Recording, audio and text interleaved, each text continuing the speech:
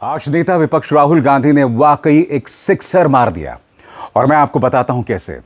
आज उन्होंने एक प्रेस कॉन्फ्रेंस की जहां वो अपने साथ लेकर आए जेन जी के वो इन्फ्लुएंसर्स जिनके रील्स वायरल हुए, मगर उसके बाद लगातार भारतीय जनता पार्टी के आईटी सेल से जुड़े गालीबाज और इस समाज में गाली गलौज करने वाले, लड़कियों को बलात्कार की धमकी देने वाले लोगों ने उन्हें टारगेट किया।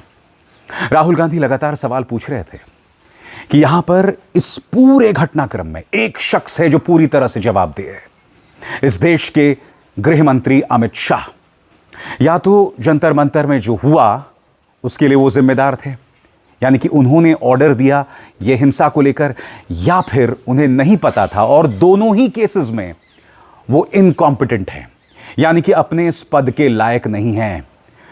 मगर राहुल गांधी के साथ वो जेनजी भी थी जिन्होंने रील्स बनाए, जिन्होंने कल्पना नहीं की थी कि इन रील्स बनाने पर उन्हें इस तरह से टारगेट किया जाएगा।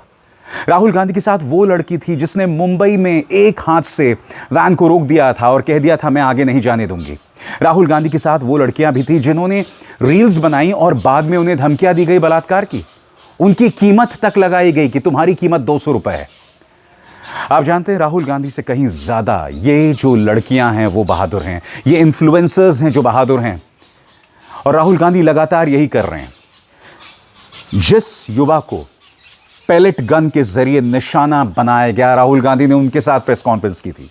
याद कीजिएगा, जिन छात्रों ने आमरण अनशन किया था सोनम वांगचुक के साथ, जिसमें नेहा बोरा शामिल थी, वो भी राहुल गांधी के साथ एक प्रेस कॉन्फ्रेंस उन्होंने की थी। और आज वो उन जेनजी इन्फ्लुएंसर्स के साथ थे जिन्हें लगातार टारगेट किया जा रहा है।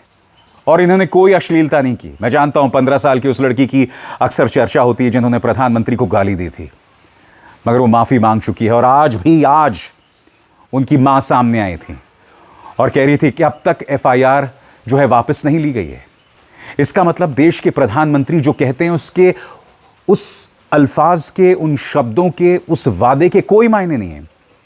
क्योंकि प्रधानमंत्री ने क्या कहा था कि ये गुमराह हो गए हैं, हमें इन्हें माफ कर देना चाहिए। बावजूद इसके 15 साल की नोएडा की उस लड़की के खिलाफ अब भी एफआईआर है। आज ही उनकी मां आई थी, मुंह कपड़े से ढका हुआ था। जाहिर सी बात है वो अपनी पहचान जाहिर नहीं होने देना चाहती थी, मगर अब भी उन्हें टारगेट किया जा रहा है।